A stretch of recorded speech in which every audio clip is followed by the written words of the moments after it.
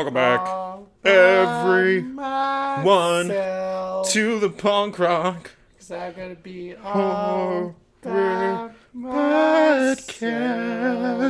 You know what? But you're never truly by yourself when you listen to the Punk Rock Horror Podcast. Because we're right here with you, and we're, you know what? From the past. Ooh. Oh, technically. Okay, so let's assume that they're, like, someone listening is having a bad week. Maybe they are. Maybe, okay, was your boss a dick? Fuck your boss. Sorry, he's a dick, man. You're way better than that. Was your significant other or spouse a douchebag or bitch? You know what? Fuck them. You know what, girl? You're you better. are all woman. All woman. Well, High fives. I mean, I was trying to be gender neutral with mine, but, you know, you go, girl. Well, I feel like I made the man on the job one and the woman on the spouse one. That's sexist. Fine, we'll change it around. What if the girl's a hardworking woman? Okay, if you're a hardworking woman and your boss is a dick, fuck that guy, or me in particular, for assuming genders over here. Yeah, and the guy's in a very emotionally abusive relationship with the girl, and she just treats him like shit all the time. If she sucks, I'm sorry, man. That bitch. Look, You fuck her. better, Yeah. man. Look, there's prosthetic vaginas now, so. Yeah, you can get one in the shape of Kim Kardashian, which is basically a black hole. Oh! Boom, boom, boom! Speaking of which, there's that photo of the black hole that came out. I know, it looks so cool. I'm like, the eye of Sauron is upon us. Like, that was the first thing I saw when I already saw, like, memes were made about it. I was just like, I will give some credit to the Nerds. scientists, though, who did come up with data to find it. I think it was Carrie Berman. I don't remember her name. Or it was either, I want to say Carrie or man. Cassie Berman. Shout out to her. And the old white men and things are like, women shouldn't be out of the kitchen. It's like, well, you know, a woman just found our first photo of a black hole, so. Speaking of which, we're also here to remind you today that the Old West was strong because of women, not men. And cowboys were more of an idea than an actual heroic image. That's very true. Yeah. And then also most cowboys were actually bandits. Actually, no. Most of them were workers. No, when you, like, so the cowboys you see in the movies, like even the heroic ones, like, you know, the whole, like, yeehaw, get 'em, partner, gunfights, boop, boop, boop, boop. Most of them were actually bandits. Oh, I mean, what do you mean? Like, okay, so Tombstone, funny enough, the movie's actually, it's not the most historical, like, you know, like, accurate, but a good amount of it, especially around Doc Holliday, was pretty spot on. But, like, the Earps, you know, they're like the hero cowboys in that movie and stuff like that. They were in and out of jail like all the fucking time. Like back in the day, like it was a rotation of like, you're the sheriff today, and then you're in jail tomorrow, and then you're sheriff of another town, like type thing. Oh, and but also the West, it was totally built from women. Like the women. Oh yeah, brothels, dude. Brothels, like prostitution. All of them were built around brothels. Oh yeah, all of them. So, there was barely any that weren't. But also, it is Katie Bowman. Okay. Who's the badass behind all that? But yeah, girl. Yeah, women made the Old West and the black hole. So us men need to check ourselves. Yeah, seriously. We need to give our balls a tug. Yeah, and also like tad in really quick on the Old West thing, so we can move on. It was kind of funny because it's like all like the hard working jobs back then were given to men, and so for women it was hard to find jobs because of, you know, ignorance and shit like that. Yeah. And so they're like, well, we do hand jobs for money. Yeah, I was like, well, I'll suck your dick for $1. Yeah, and so they became like kingpins in a way. Yeah, they were. Some of the most powerful people in the West were actually the runners of brothels. Yeah, so it's like, which were women. It's kind of like, if you think about it, it's like today's day and age, like, what I think they like to be called sex workers. Yeah. Like are often given a lot of flack and like hate. Even though they're like they're one of the oldest. They're like you could arguably say that they're the cornerstone of American civilization. Yeah, basically. Because without them, we wouldn't have been able to thrive as much. Because they boosted economies back then. They I know. So it's funny. It's like, so if you do that type of job, you know what? Rock it, man. Yeah. Sell what you got. High fives all around. Good for you. You do something I wouldn't be able to do. You know, I think I could be a hoe. You know, I think there's times I think I could, but then I think about like that what you were telling me from like Dan Cummins, or no, it was Tom Segura watching Beyond Scared Straight. Like hold my pocket. Like ass still tastes like ass. Yeah. You know when you're eating ass. Yeah. So why do you want him to toss your salad? Wouldn't sucking your dick be more beneficial? When you suck in dick, you can pretend it's something else. But when you eat an ass, you know you eating ass. So, and I'm just like, I couldn't do that, man. That's what I'd put in Just my... saying, you're prude if you haven't licked a butthole at least once. You prude and proud then. Not even accidentally when you're going down on a girl? No. Not even a little, like, you were too into it, you went down a little too low? No. I've had good control over my tongue. I'm not saying it's also head motion. Yeah, I have good control over that. Right, I'm just saying. You know what? She liked it, so. You know, I keep telling my parents to listen to this podcast, and I keep being baffled when they don't. And then I should really remember moments like this as the reasons why they probably don't. I'm just imagining my dad listening to it. He's like, "That's right, that's right, son. I raised you right. You brood. You need to get Matt on another level here." Oh my god. Right. So Matt, what's something you love and something you hate? Yeah. So something I love and something I hate. So Licking buttholes, apparently. So the thing I hate is a two-parter because I don't want to rehash. They're both in a way kind of a rehash, but the second one's a little more relevant. Yeah. Yeah. So the first thing I hate, found out that Colorado is like #1 for unvaccinated kids. So someone's really dropping the ball here. Yeah.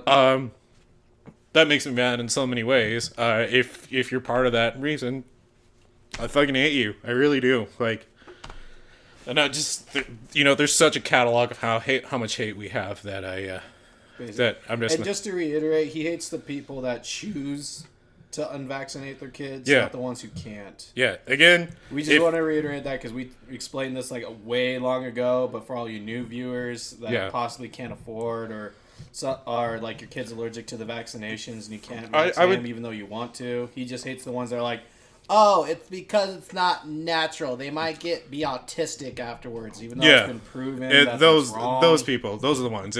If legitimately you do have like health reasons and you are allergic to the shot, then yeah, like I totally get why you wouldn't get it. Yeah. But if you have the ability to do it and you're choosing not to do it, is the problem. But the thing I also really hate is that it hasn't even come out yet. But the new trailer for the new Star Wars movie, Skywalker Awakens or Skywalker Rises. Rise of Skywalker. Sorry, it's gotten already so much hate. And this morning I saw this video of I think it was like his name's Jay something, and I feel bad because he is like an actual popular YouTuber, and I can't think of his name right now, but he did this like great like parody of like what it is to talk to. What is like talking to toxic Star Wars fans. Yeah. It's like, so without ruining the whole clip, because it is really funny, it's really on point too, is that he's like, a guy walks up to a Star Wars fan and says, so wait, you don't like that Star Wars is owned by Disney, you think it's ruined it, and you also think that George Lucas ruined Star Wars, and they're like, yes. It's like, okay, so you hate the prequels, the remakes, and the re-edits, Rogue One, and all the new ones, and you only like the ones that you grew up with when you were 8.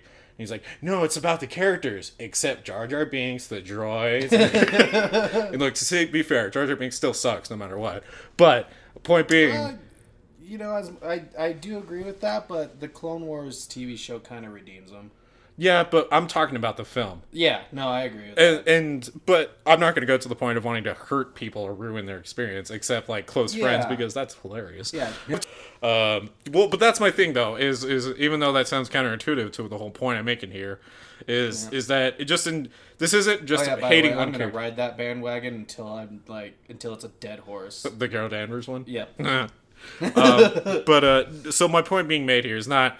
We can all agree that Jar Jar Binks sucks, but point being is that hating on the new films before they even come out is just like, we talked about this of taking it too far, because yeah, we can sit here and jokingly talk about why we hate Jar Jar Binks, but we're not going to actually go on Twitter and like bomb message the actor or voice actor. So that's stupid, especially because like J.J. Abrams was really excited that what was her name, the Asian Rose. Girl, I think it is Rose. It was that she signed back on to do it. Yeah. And he was excited because he's like, she's a great actress and everything. She still loves this franchise despite those people. Yeah. And it's like, that's true.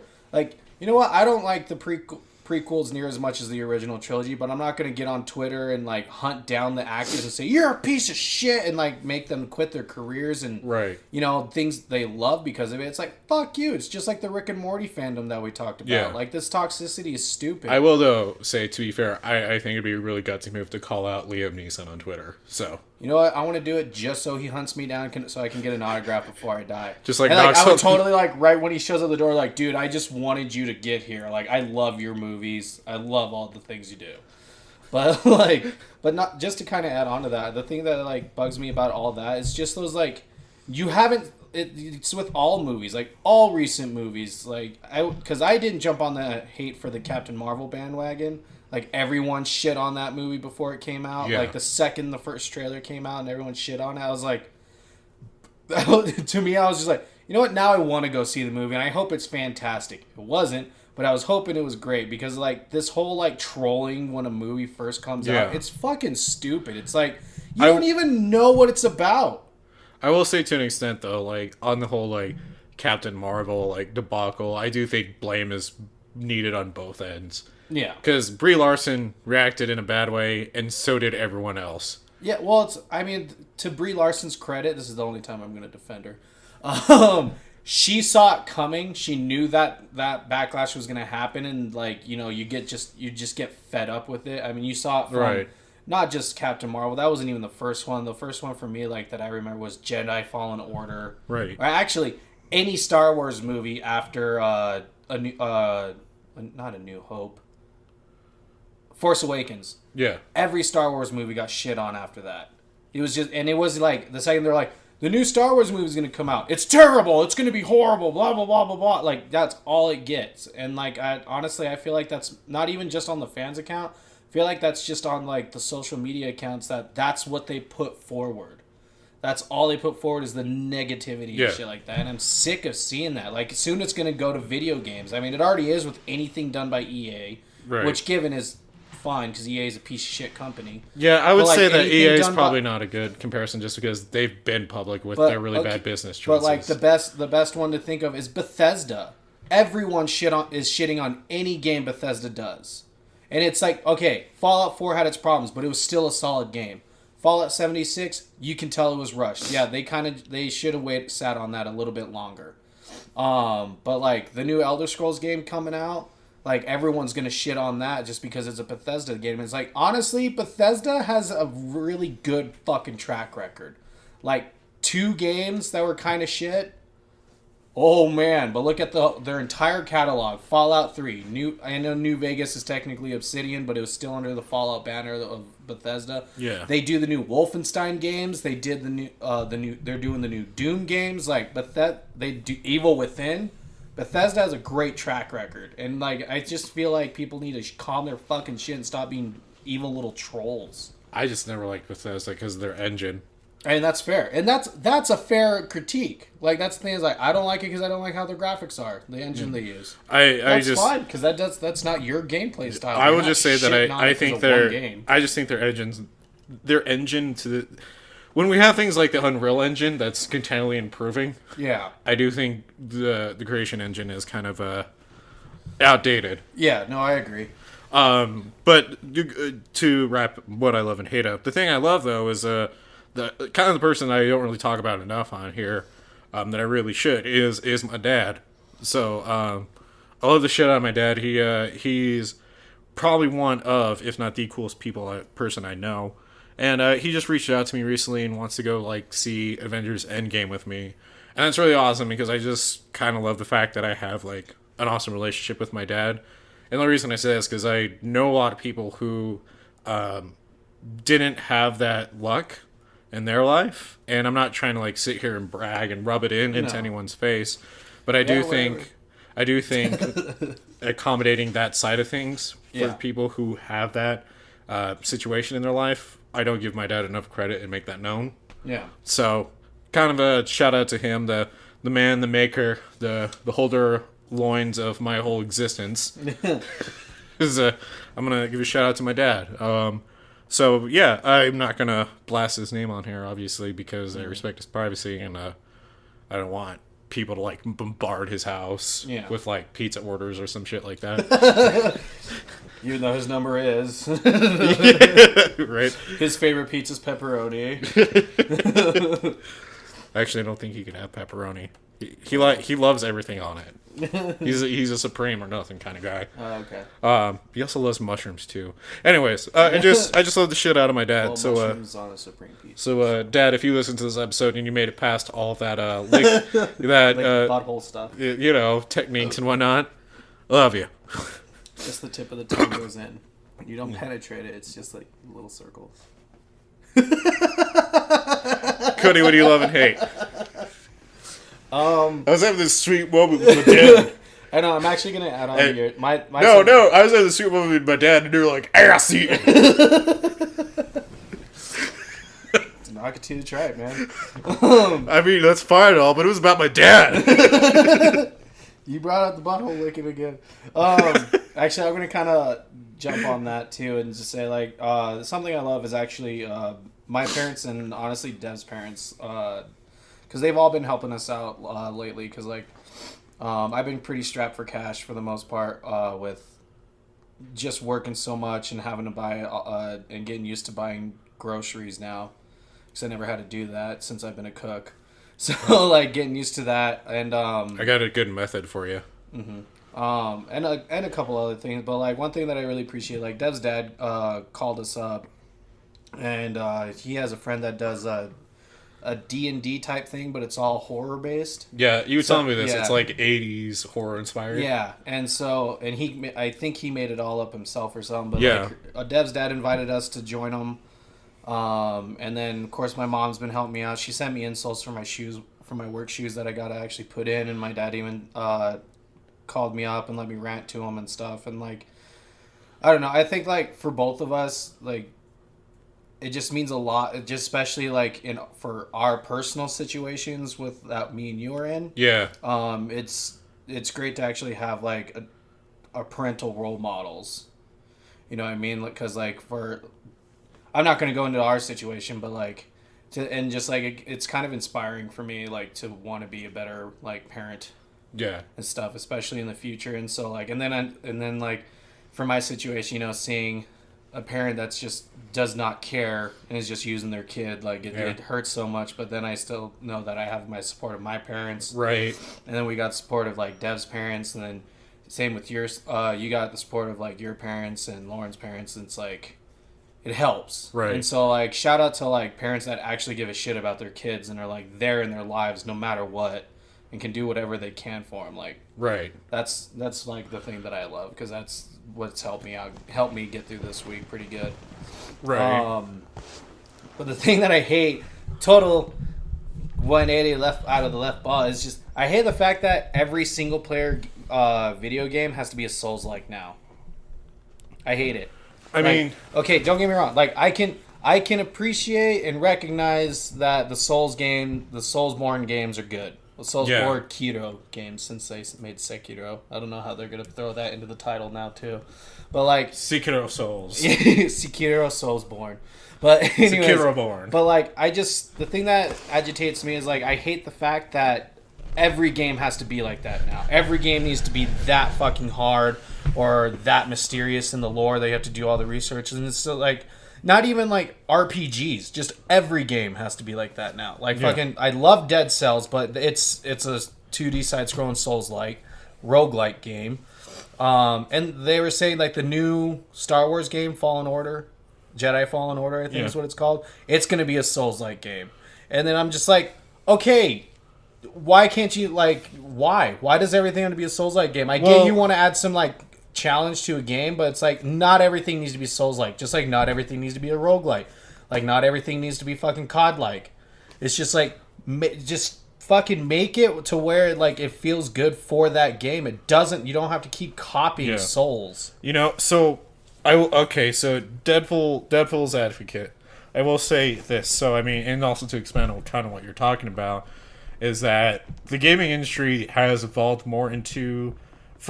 away from unique ideas, purely solely made, games on that, to unique ideas and what can we incorporate a popular theme to make money off of. So that's why like we get like things like Soulsing, and also probably the biggest one is battle royale games, because even though I do agree that the Souls like concept is being adopted way more often, but compared to the battle royale, it's like second in place because everything is getting a battle royale. But but battle royale is literally going to be a 2-year trend.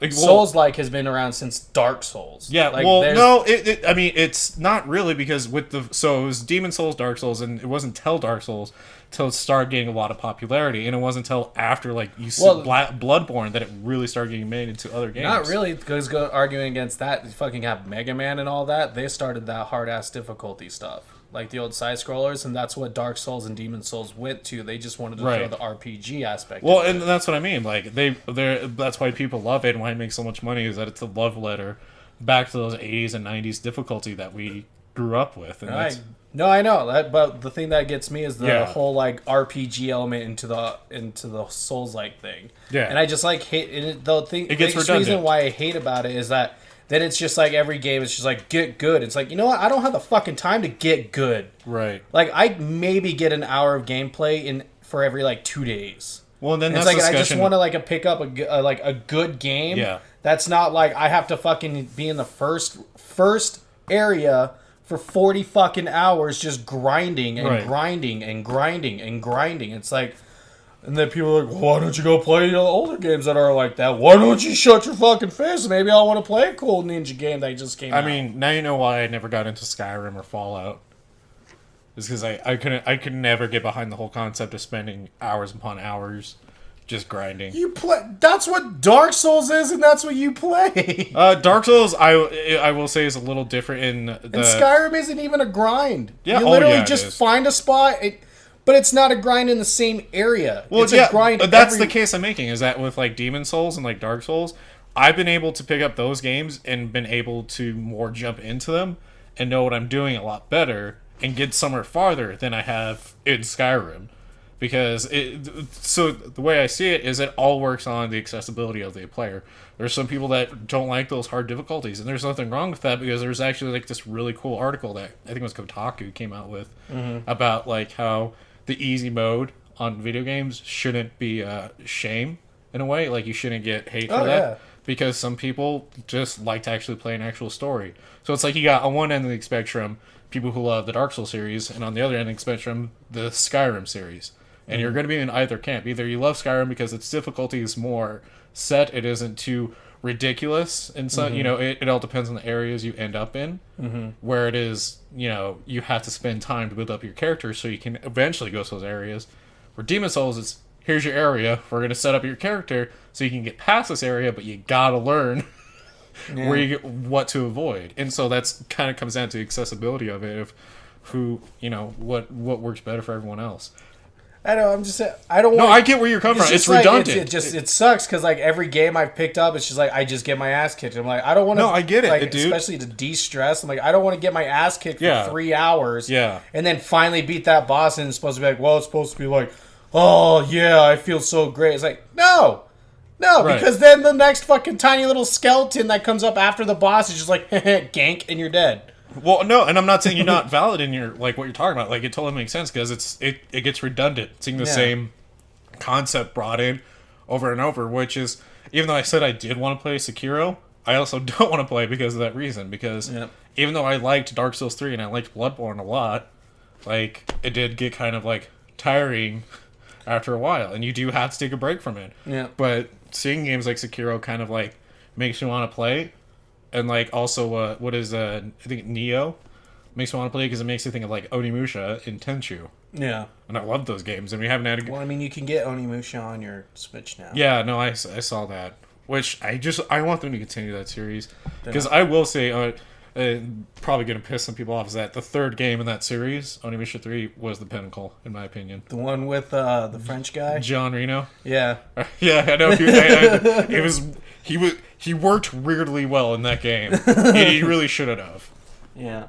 But yeah, that's just the thing that I hate, is just the whole, like, everything needs to be Souls-like. You have to put the grind in, and it's like, I don't have time to put the grind in. Right. But things we should put the grind in that we have put the grind in is our movie reviews. Yeah, let's talk about some horror movies. Let's move away from the difficulty of games and shit, and let's talk about some things. You went first last time. Yep. So I'll go first this time. So it also makes sense to go first because if you listen to our episode this past Monday, you'll know that we had the interview with Eric Myers. Which, by the way, if you haven't followed him yet on Facebook or Twitter, make sure you do that. Dude's really cool, really rad dude. Maybe you'll actually get him in a conversation about Loch Ness Monster. Mm-hmm. Tweet at him. Let him know that we sent you. And he's just going to be like, I should have never had the conversation. But that being said, I decided to review his film, Butterfly Kisses. So, we talked about it a bit in the interview, but I'm going to give the full rundown of this movie. So, Butterfly Kisses came out in 2018. A filmmaker discovers a box of videotapes depicting two students' disturbing film project featuring a local horror legend, the Peeping Tom. And so it's directed by Eric Christopher Myers, written by Eric Christopher Myers, stars Rachel Armagear, Alexandria Benford, and Ashley Coughlin. So so we're gonna jump into this movie, and it's pretty exciting because I was kind of swept off my feet with this film because I mean I never know what to expect when we get films sent to us. Mm-hmm. I'm not saying that some of them are better or worse than others, but you do when you start reviewing a lot of independent films, you do kind of get used to seeing a lot of themes that a lot of them use. Yeah. Whether it's certain acting styles or certain cinematography, and just kind of like themes that you kind of get used to. I always keep my mind open. I was really open about this one, and so jumping forward, it's this great premise of a film. Like you're following Gavin York, who is a film student who's aging, close to 40 now, and feels like he's missed his shot getting into the film industry. Doing all right there? I'm burping. I'm trying not to burp into the mic, and so instead it sounds like I'm suffocating. A little bit today, Junior.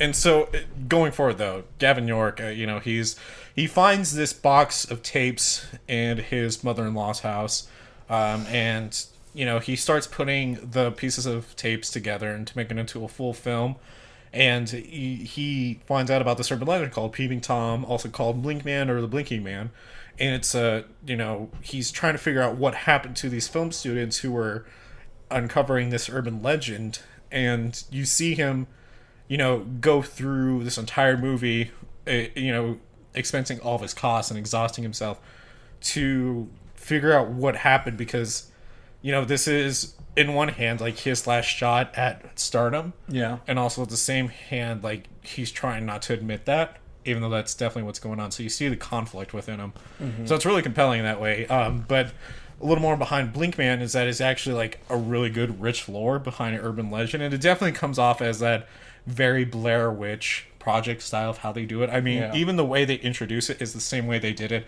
with Blair Witch Project, where in the movie they were all talking about the legend of Blair Witch, the local townspeople. Yeah. Same thing in this movie. And so it's, in a way, it's kind of nice because it's like a love letter, and it's definitely an homage to that film. Mm-hmm. And so it really talks about this really rich lore behind Blinkman and how you can avoid him, how you summon him, and it's just, I like it because it's just good lore. It's really good lore. And what this movie also does is that it gets really meta trying to just debunk its own urban legend. Mm-hmm. Of, like, even though they made up the urban legend for this film, they do a really good job of trying to debunk it and, like, come up with these scenarios of, oh, well, what if people say this? Or what if they do this? How could we debunk this? And so it does a really good job of that. I really wish, like, someone in the middle of, like, the argument of them doing that just, like, flipped a table and said, it was only made for this! You don't get it! Everyone looks at him like he's crazy, like, okay, even though he's the only one. He's like, you don't understand, it's not real! And so, as you see the movie trying to debunk its own urban legend, you see Gavin become less of a skeptic of the legend within the tapes and actually become more of a believer. And you see how his whole environment, wherever he goes, change with him. So, like, for example, as he becomes more obsessed with it, he sets up a meeting at the local VFW out in Baltimore to have, these paranormal groups come and check out the footage that he found. And he fully believes that they're going to believe him, that this is an actual ghost, something worth investigating. And so instead what happens is they see the film and they're like, this is total hogwash, and they don't believe it at all. So it's kind of like you see Gavin lose his shit, beat the crap out of a bush outside. And he's distraught and torn apart. And when he gets to the scene prior to that, you see his wife, as she's being interviewed, being more or less stressed out because Gavin's taken out all this money to pay for this project. And his priorities are being taken away from being a dad and a husband, and you see his life kind of crumble on him. And then after that meeting with the paranormal groups, he comes home and you find out that the wife left, more or less. And so it's it's a really sad scene, and it's something you don't really kind of see in found footage movies in this way. Yeah. You don't see it like this, and it's really kind of like refreshing because it brings definite human quality to a horror film. Which you don't really get, because usually when it comes to our horror films, especially our found footage films, they're usually on an extreme. Yeah. There's only one where I will make the argument where it did bring that human quality, and that's the one that we did a review for, As Above, So Below. Yeah. God, that's just a good movie. It's so good. If you haven't listened to our review for it yet, make sure you do that. It's fantastic. Yeah. And watch the movie. But it was really kind of interesting because you see, like, what's that famous line? If you don't die a hero, you live long enough to become the villain. Yeah. You kind of see that with Gavin, in a different concept, but you do see that, and it's like you feel for the guy and you hurt for him. Yeah. Like, you just want him to catch a break, and but at the same time, it's weird because you don't want him to be right at the same time. Yeah. Because if he's right, then the urban legend's real. Don't be right. Don't be real. And then he might die. Yeah. So it's like, if he's right, he dies, but if he's wrong, it was all for nothing and his life's ruined. Yeah. So it was really just compelling to see this character unfold. And so going forward, talking a little bit more about Blinkman and the creepiness of this film, is that it does a good job at being creepy. So throughout the film, it'll show, tapes of the film students who are, Sophia Crane and Feldman, who were uncovering the Peeping Tom Blinkman urban legend. And if you look closely, when they look back at those tapes, you can see Blinkman from afar getting closer, like in quick, sudden, shots. And it's actually really creepy because if you don't notice it first and notice it last minute, it hits you hard. And it's like, I don't have a good example for it, but it is really unnerving how much closer he gets every time. Yeah. And they do a really good job with it too. And so it has a great creep factor to it. Now, I'm not going to do a buckets of gore kind of rating for this, because this isn't, even though this has 2 kill counts in the movie, this isn't the right type of movie to put buckets of gore on, because this is more paranormal, supernatural, urban legend stuff, not straight up into that splatter flick territory.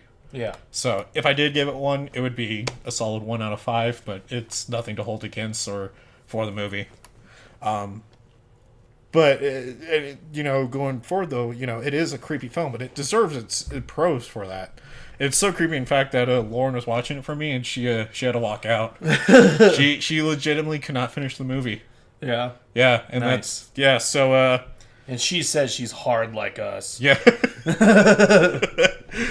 So, yeah, it's if my wife was willing to walk out on it, it's definitely got its creep factor. It's also what I like about this movie that you don't see a lot of found footage movies, is that it takes its plot and its narrative off into multiple directions. So it has the first direction of Gavin York trying to uncover the truth behind the mysterious disappearance of Sophia Crane and Feldman, the film students, and what they were doing with Peeping Tom. Yeah. And then you see that trail off to Gavin York become less of a skeptic, more of a believer, and his whole life kind of get destroyed around him, essentially, as he dives deeper into this hole.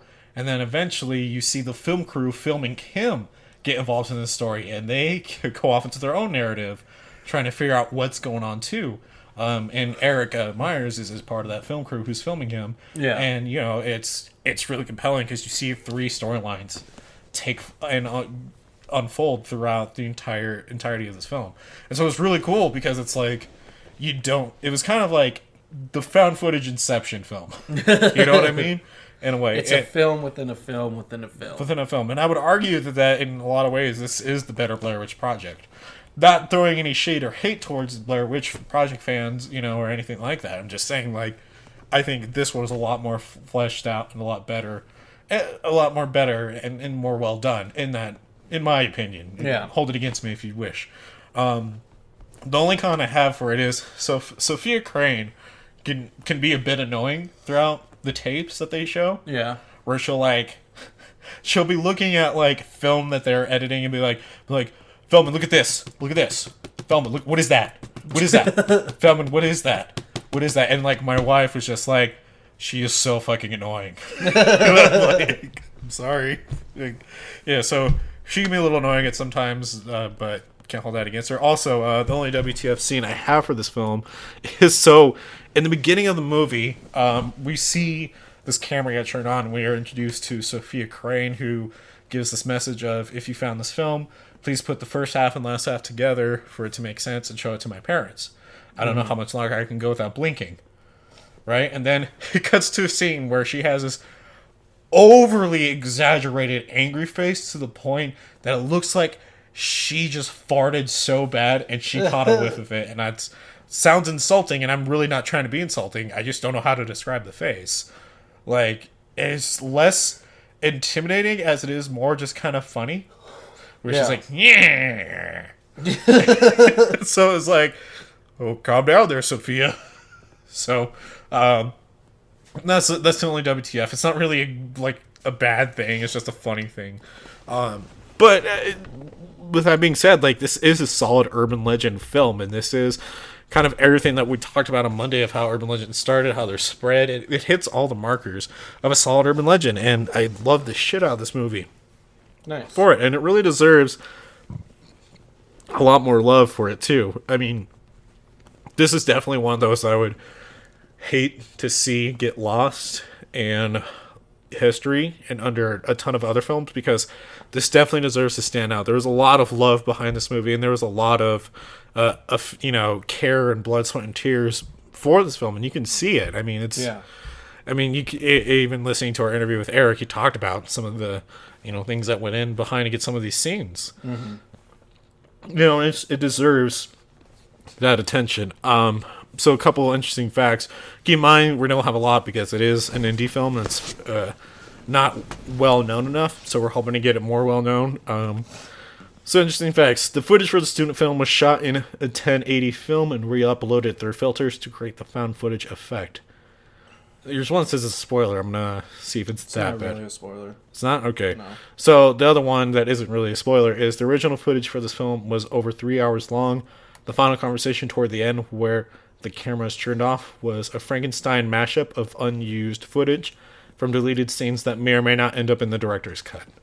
So, pretty rad. Please check out this movie. Go over to IMDb. Give them a solid review. You can watch it for free on Amazon right now or on Roku, or you can just buy a hard copy of it. Show some support, show some love for it. That was my review, though, for Butterfly Kisses. Nice. All right, Cody. I definitely want to check out that movie. Totally worth it. So I did Don't Knock Twice. It's about. I was actually really excited when what ended up happening through this movie, but a mother desperate to reconnect with her troubled daughter becomes embroiled in the urban legend of a demonic witch. It's directed by Caradog W. James as Caradog James. Written by Mark Huckerby and Nick Ulster, and it stars Katie Sackhoff, Lucy Boynton, and Richard Milan. So I just have to say it because I like had a little bit of a nerd thing because I knew the Katie Sackhoff looked familiar. But if you watch Battlestar Galactica, she's in that. Yeah. So I was just like, man, why does this chick look familiar? But yeah, She was in the one with the pew pews. the pew pews and the pew pews. Pew Pew pew. No, not that. God damn it. Sorry, I'm still getting used to doing notes on my computer. And It's there okay. we go. It's okay. Anyways, Technology is hard. so I was actually really surprised about this movie. So like when I was because I did one movie and I didn't like it. Like it had a couple cool elements that were fairly realistic that they normally don't do in movies, but I didn't like it when it came down to it. So I was like, I'm going to do another movie. And so originally I was going to do a movie about Wendigos, but then Harrison kind of threw out a cool idea for us to possibly do in the future. So I was like, oh, I can use that for that idea then instead. What the hell am I going to watch? So we were just like trolling through Netflix. Yeah. And I saw Don't Knock Twice, and I read the title, and it said, like the mysteries of an urban legend. Because I was actually going to be like, well, I guess I'll do Slender Man or the Bye Bye Man. Right. Because I actually enjoyed Slender Man, even though there's a lot wrong with it. A lot wrong with it. I was like, I just don't want to. So I was like, I'll check this movie out. So we started watching it, and it's good. And it does not take long to get into the thick of things, which I really like. I really like when the whole movie is just in the thick of like what's going on. Nifty. So I thought that was pretty cool. One of my cons, though, this is something that it's a cliche in most movies. Actually, a good amount of horror movies that I really don't like is when the mom, you find out the mom was dealing with drugs and she was always high and stuff, and that's why she gave up her daughter for 9 years so she can clean herself up. But the thing that always agitates me about these movies is that the parent in question always just comes out of the blue, out of nowhere, and just expects their kid to be like, oh, you saved me, everything's gonna be normal again, thank you so much. And it's like you're just sitting there like Chloe's all pissed off, and they kind of like the way they make it look is like you're kind of supposed to be like, dude, Chloe, that's your mom, like pull your head out of your ass. But it's like the mom was out of her life for 9 years. Yeah. Like she didn't leave Chloe when she was a baby. She left Chloe when she was a toddler, so Chloe knew who her mom was. Right. And you're just supposed to feel bad for the mom. Like, that's one thing that I always hate about these. Like, no matter what their problem was, it's like you're supposed to feel bad for the parent and, like, get pissed off at the kid for not wanting to accept their parent. It's like, no. Like, I was 100% on Chloe's side. It's like, your mom... Yeah, maybe your mom did do the right thing in her eyes, but at the same time, like, she didn't stay in contact. She didn't do anything. She just disappeared. Yeah. To go cleaned up, marries a rich man, and then like just expects her daughter to come back into her life with open arms. So I have money now. We're cool. Yeah, that's one thing that's my biggest con out of the movies, and that's right from the get go. But after that, it kind of picks up.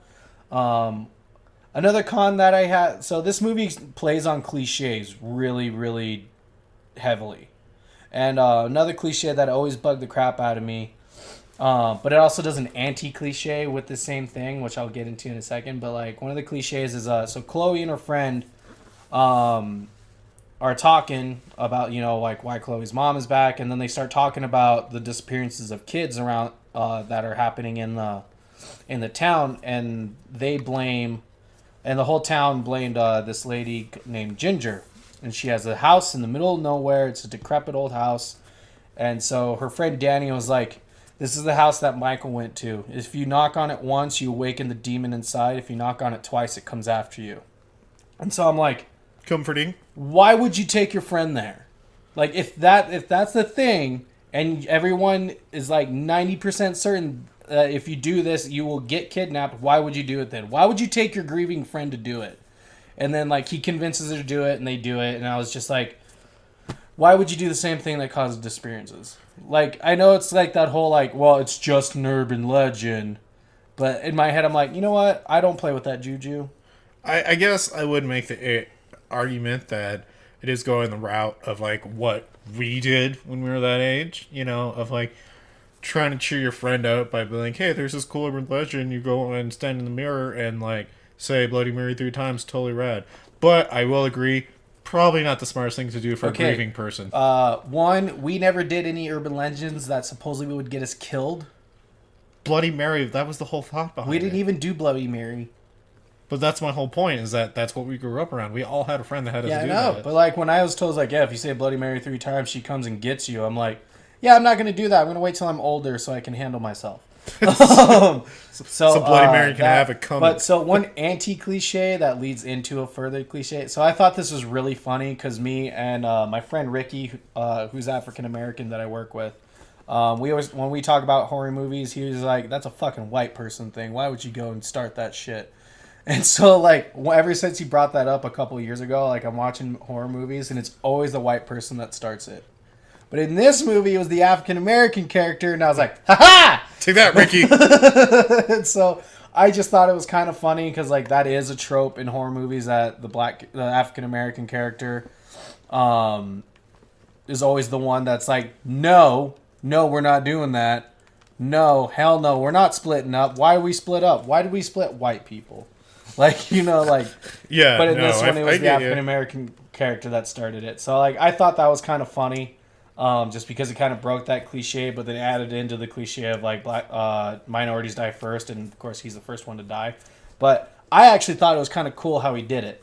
How they killed him off. And so, like, just because it was, for a second there, like, you see his death scene over a Skype call. Okay.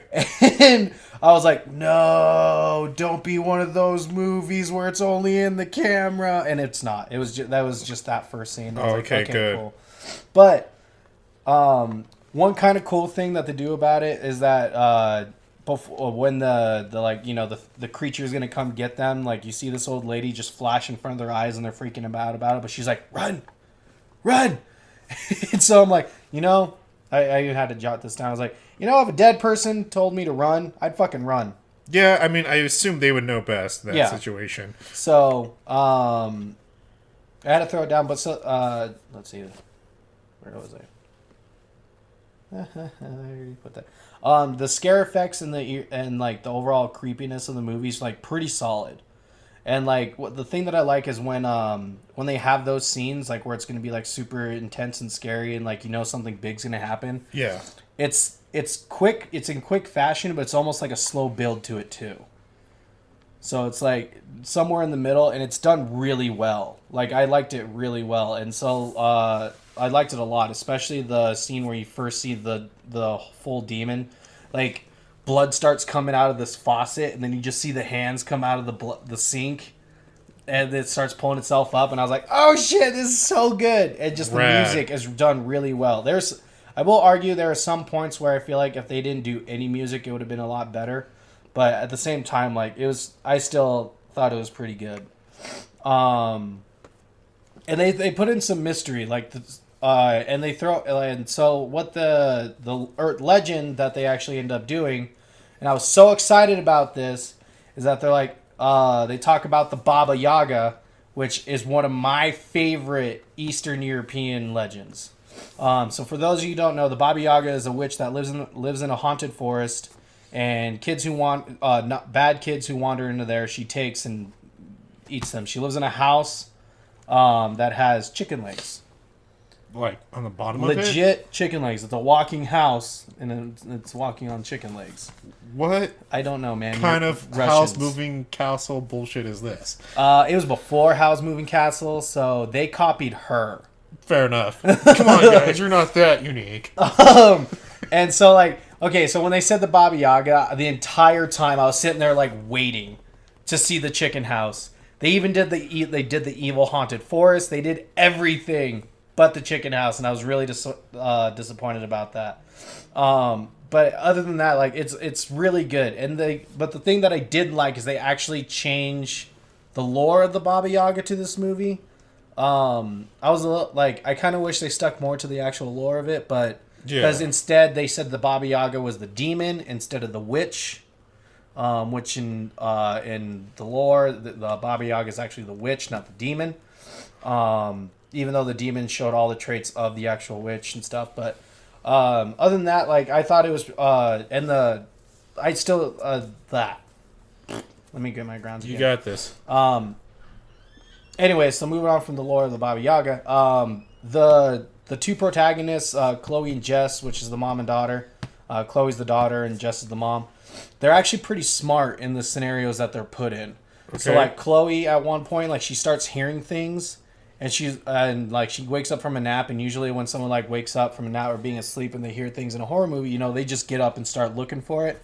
No, first thing she does, she puts her shoes on. She puts her running shoes on because she's like, you know what? There's a decent chance. Yeah, I was like, cool. That's smart. You never see that in a movie. And then Jess, at one point, she gets kidnapped, and she has her foot that's like has a hole in it. She steps on something that cuts herself. And so when she figures out what she needs to do, she writes a note on the wall with her blood. So she used I like about it because they all use like their heads about what to do. And at one point when she has to save Chloe, she has to break a lock open, and she gets a big old rock to do it. But when Chloe's like screaming about the monster, the Baba Yaga coming up behind her to get her, Jess doesn't turn around and go, oh no, she just keeps going fucking at the lock. Like she does not care. And I was like, see, that's cool. They don't. I just gotta make sure he's coming for me. Yeah, it's like no, she just keeps going at the lock till it breaks. So I was like, that's pretty cool. Yeah, like I like when they throw the smart ones in. I'm not gonna say whether they succeed or not. Like in the end, because the twist at the end is pretty good. Part of it doesn't make 100% sense, but I liked it. And the Baba Yaga, like the Baba Yaga demon. I'm not gonna say she's the Baba Yaga. But the Baba Yaga demon, the effects are really cool. You never see her face, which I really like. Yeah. But you see her all like bony and decrepit and creepy moving and stuff, and it's done really well. The monster's really, really cool. And I like that they don't show her face. And just overall, I think it's a solid movie. Like it's a pretty solid horror movie. I liked it a lot. I think it would have been better with the chicken legs, but that's my own personal opinion. So I mean, just to be fair. But I would definitely give it a watch. It's really fun. Because it's a solid movie, has some decent good creepiness, decent scares. Not a whole lot of gore factor, but the scenes that does have the Baba Yaga eats a kid in the movie, and you see the blood dripping down and stuff like that, and you're like, fuck! But you hear her, like, crunching on the bones. Yeah. And I was just like, shit! And so I thought, like... It's getting too real for Gator. Yeah. Check it out. Like, it is a really fun movie. Oh, that's a fun fact. But yeah, so I'd say give it a watch. It's free on Netflix. It's a fun popcorn movie. Gore factors not if you're not a gore nut, like it's fine. There's not a whole lot of gore in the movie.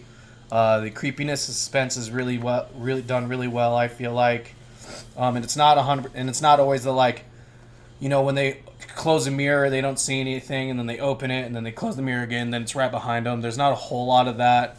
Yeah. They thought of a couple unique ways of doing the things, so yeah, definitely give it a watch. Some fun facts, trivia about the movie. Yeah, we're almost in anyways. Yeah. I thought this was pretty cool. Jess in her dream sees a lady that cuts her throat and says, "Pres Prozazam." I don't know. I don't know. It's Polish. It's the Polish word meaning "I'm sorry." That's really huge for the movie when you find out like the twist and everything that ends up happening. See, Baba Yaga, the demon featured in the film, is also the nickname of Keanu Reeves' character used in John Wick. Right. They call him the Baba Yaga. Oh yeah, that's true. Huh? Yeah. When Jess destroys the door with an axe, it seems to be a nod at The Shining, since the perspective and unusual camera movement are exactly the same. And I thought this was cool, so now I want to give it a check. I want to check it out. Don't Knock Twice shares its name with a video game called Don't Knock Twice that came out in 2017, which was released on all consoles and is loosely based on the same story. Yeah, so now I kind of want to check it out because it's a Baba Yaga game. Do it. Yeah. Do it. I bet you won't. But I will say the Tomb Raider, the second Tomb Raider game, modern Tomb Raider game, I should say. Its DLC is all about the Baba Yaga, and that's a little bit more more true to the folklore. Okay, I didn't want. Yeah, that'd be a spoiler. Yeah, no. So definitely give it a check out. Funny enough, the movie came out before the game, so it might Go not be that figure. good. It's a movie tie-in game, maybe. Ew. But yeah, so if you just want a fun horror movie for the weekend to watch with your significant other, I definitely say check this movie out. Or your friends or your family. Friends. Maybe your 3-year-old kid. I don't know. I can't say he'll live your life. You know, Audrey's been watching some of the horror movies She's with cool. me. It's gonna be fun. I mean, she just looks at it and then starts breaking something, but She can't handle it. because she's at that stage. It's in her too life. much. But yeah, Right on. Wow, we got like 4 minutes to fill still. We got to give him an actual hour. We can't. Damn. We can't. This is an amateur hour for us. We can't shorten this shit. So, what I'm going to talk to you guys about today is something we've been pushing, is our merch line. That's right. Punk Rock Horror Podcast has merch for you to wear, to check out, to support your favorite, and maybe local if you're here in Denver, comedy horror podcast. We have an official PRHP shirt. If you've been following my Instagram or Twitter or Facebook, you've seen the shirt. You know what it looks like. It's badass. We have it in form fitting in traditional styles as well. We also have it in women's styles too. We have 2 shirts going out, whether if you want to represent you're a girl or a gal that watches horror movies, both in red and or purple lettering. you said a girl or a gal. Ghoul or gal, my bad. Whatever. Maybe identify as a girl. I don't know. I don't know your life, but you can. No. It's ghoul or gal. You can represent us though, and you can represent yourself. We also have a new shirt on there. It's a very simple PRHP logo. We're going to be looking into some more ones. I know we're going to get the Figgy shirt going here too soon. We're going to get Cody finding a duck at some point. Fuck those ducks. That's going to be a thing. One thing at a time, though. We're working our way there. But you can see that in our Teespring account. It's in the description. The link for that is in the descriptions below, or our episode notes right there. Please go check it out. Send us some love, and like we said, take a picture with it. Maybe even we'll try. We actually want to try and get some merch based off of our original logo, so we can have some throwback stuff. Yeah. So we're gonna look into that as well. But yeah, if you send us a picture with any of the merch you're wearing, maybe wearing a horror movie mask or doing something hilarious in the concept of horror, we'll put it on our Twitter, Facebook, and our Instagram, and maybe you'll be the lucky person chosen to receive free merch from us. Check it out. And so the other thing that we got to kind of touch on is Anna's half-hour power. Yeah. So. For all you, we already talked about it before that Anna had to needed to take a leave of absence from the podcast. So we were wondering what to do for all you patrons that are paying for the top tier, and what we're gonna do instead is our lovely friend Lala from CPRA is gonna be taking over Anna's half-hour power. So it's gonna basically be Lala's half-hour power. Well, she's not fully taking over. She's still filling in for now. Yeah. Non-official decision's been made on that, and because we still want to give Anna the chance, because she's helped us out a lot, and she loved doing it. She loves this podcast, and we still want to, once she's ready, like if she wants to come back or not. But for now, Lala's going to be filling in. Yeah, and we're also talking about changing the show and bringing it down to a $2 tier and putting something else up on the $8 tier. Nothing's been made yet. We haven't. That's literally just things that are going around the office here that we're talking about. What office? Our mobile one. Sponsored by Kia Motors. I was like, what office? We're sitting on a couch. Look, man, we got to prevent some sort of professionalism. If we had a studio, I would say the studio. One thing at a time. But yeah, we haven't made a decision on that yet. We do know that if we're going to make that switch, we're going to still offer something badass for that $8 reward. Yeah. So it's not just going to be like, oh, thanks. It's that we're definitely going to give you something. But So speaking of which, if you want to get on top of that, we still have, current rewards that are great. If you go onto our Patreon and become a third tier supporter, you'll get a discount for all merch, and you'll get your own unique code, and you get it directly messaged from us. You get to use it. It'll never expire as long as you're paying that $6 a month. You get 15% off all merch. Yep. And it definitely helps with the shipping costs. Yep. So, please check it out. And you'll get access to merch before anyone else. Those are current rewards.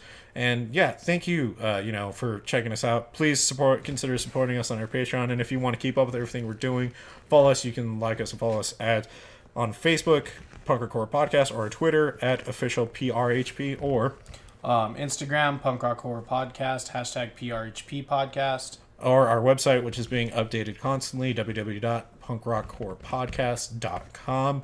And again, if you want to consider supporting the show, please go over to our patreon.com/punkrockhorrorpodcast. Grab yourself a shirt from our Teespring account, all in the links below. Also, throw some love towards Eric Myers and Butterfly Kisses again. And thank you to them and to Eric for coming on and talking about the movie with us on Monday. And I feel like that's all we got. Yep. Alrighty then, with that being said, podcast over. Podcast over. Bye. Bye.